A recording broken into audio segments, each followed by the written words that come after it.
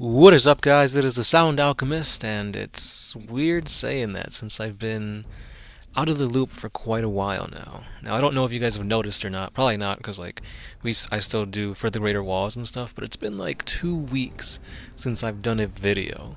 Now, I'm still working behind the scenes and making scripts for my Celestial Sons, and the last episode for the Celestial Sons, I actually had somebody else do the voiceover. And that's pretty much because it was being told in the perspective of an Aldari Farseer, and Farseers are mostly women. So I thought it'd make the most sense if I had a woman voice in the video, so that's why that's that way. But yeah, basically that's like a little half lore, kind of, because it introduces Wa Deadfist, and it introduces how they've come to rise in the 30k millennium, and why the Imperium is fighting against them. So basically, if you didn't see that video, it's only like 6 minutes long. Go ahead and check it out. It's the second part to my Celestial Son lore, and basically, Iron Fist goes up against the Aldari. The Aldari try to defend themselves while they try to summon the Avatar of Cain. They do so. The Avatar of Cain fights against the Warlord, and the Warlord, Iron Fist, gets his hand melted off, but in doing so, takes the head of Cain and beheads him. And now he's holding the Avatar's decapitated head in his burning hand as his muscles burn off, and all that's left is his skeletal fingers. So now he is known as War Boss Deadfist, and to kind of commemorate to their war boss, the orcs don the bones of the fallen Aldari, and because of that, they get a little bit more, I guess, warpy. Aldari are good with warp powers and such, so because of that, I guess the belief in wearing Aldari bones makes them a little bit more better in utilizing warp abilities. So that's going to play a big factor into the upcoming part 3, which may come out this Sunday, if not next Sunday for sure. I've got a huge portion of it done, but unfortunately I don't know what happened to 2 pages of it, so now I gotta rework that, record it, and edit it. And I'm not sure if I could get that done on Saturday. And pretty much because at my other job, hours have been kicking up, and oh man, literally the end of February is kicking my butt. Our furnace went out. I had to pay like $1,000 to fix the car, and it's still not fixed. And it's just a lot has been going on in the personal life that has been impacting making videos, especially with the furnace going out. We're in Chicago. There was a polar vortex. We're freezing, so there's a lot going on. But little nuggets keep me going. So yeah. I don't know where I was going with that. What video is this again? Obviously, if you want to hear my little rant as to what's been going on with me, you can fast forward to like, I don't know, this is what, minute 4 in the video.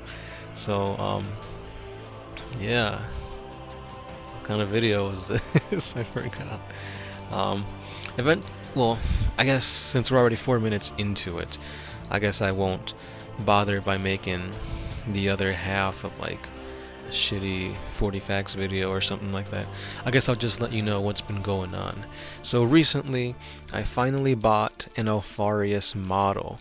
Alfarius from the Forge world, that is, because obviously he's not in 40k. Well, he is, but he isn't model-wise. Anyway, Alfarius, I got the Forge World model. It is painted, it is built, so I'm thinking of either stripping it or just painting above the colors that are already there.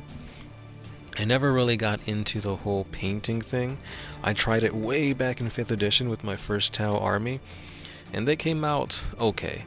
Like, I was using paints from Walmart, and like my mom would be helping me, and all in all it was a pretty cool army. But again, I never really knew how to paint, like how to make highlights, washes, that kind of thing.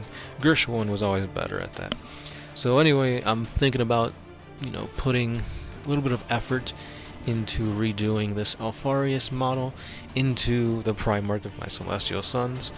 One, because the model looks amazing. In my opinion, it is the best sculpt of any Primarch that's been out, whether it be 40k or 30k. Also, he's wearing a helmet, which mostly all the other Primarchs are not. So that works, and I think I could make it work. Unfortunately, one of the spear tips did break in shipping, but I don't think that's too much of a negative since it's only one piece, and I'm not even sure if I'm going to put the spear tip on that end, since the spear does have two pointy bits. But so I got that, which I'm really stoked about. So now I just gotta head over to the GW store, get some paints, maybe a wash, and I'll give you guys updates as to how that's going. Also, to update you on the kit bash that I was thinking of making for not only the apothecary, but the warpsmith, and then the sniper. But I haven't started. I've got the box for the warpsmith, but I haven't really done anything to it. It's still in there, and I haven't really gotten anything else. I'm kind of just waiting to see what models come out in the Shadow Spear box set that is going to be released pretty soon. It's been confirmed that every model in that new box set, which pits the Black Legion against, I'm assuming it's Ultramarine Primaris, every model is going to be legit brand spanking new. So I'm hoping we get some awesome sculpts. I'm already amazed by what they've shown us, especially with that like skull-headed, like goat skull-headed chaos sorcerer. I believe that's what he is. He just looks phenomenal. I'm gonna get that guy hands down. I'm also thinking about getting Harkin World Claimer, another awesome sculpt, and also maybe I'll use the brand new Abaddon to convert him into something. I say maybe because I said I was going to convert 3 models and I haven't even done anything. So there's that. But yeah, I'm really stoked to see what's actually in there.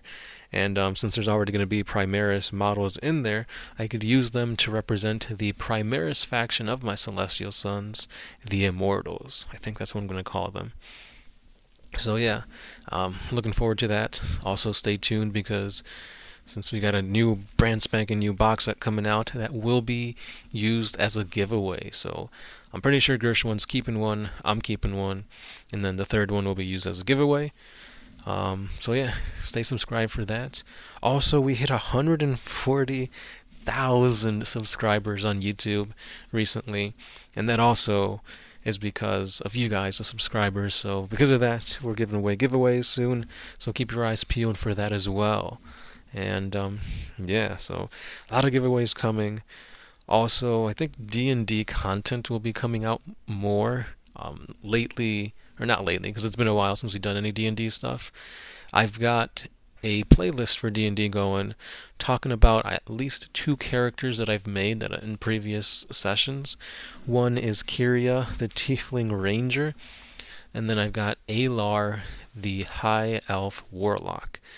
Currently, Gershwin and I are in a session where we are fighting in a 40k-esque world.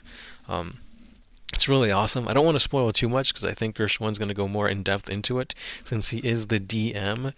But I am playing as a Tabaxi monk. And it's a little different because it's not just a cat person. I'm actually a fox person. So call me a furry, if you will. But I'm really, really stoked to playing this Sun Soul monk in a form of a Tabaxi. Again, I'll give you more information in the coming days as to what abilities, what's the lore behind it, just what does she look like. Yes, I'm playing a girl.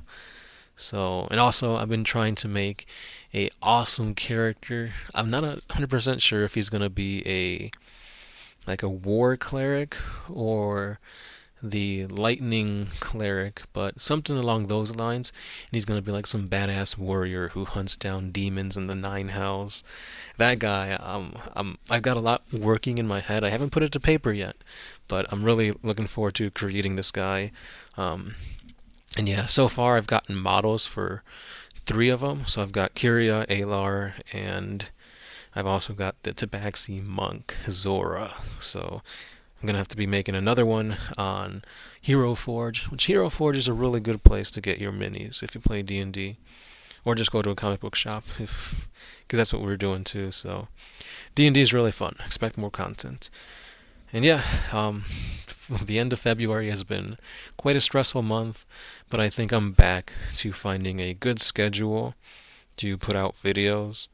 And again, I've been working diligently on putting out my lore for the Celestial Sons. I've got 2 playlists for it.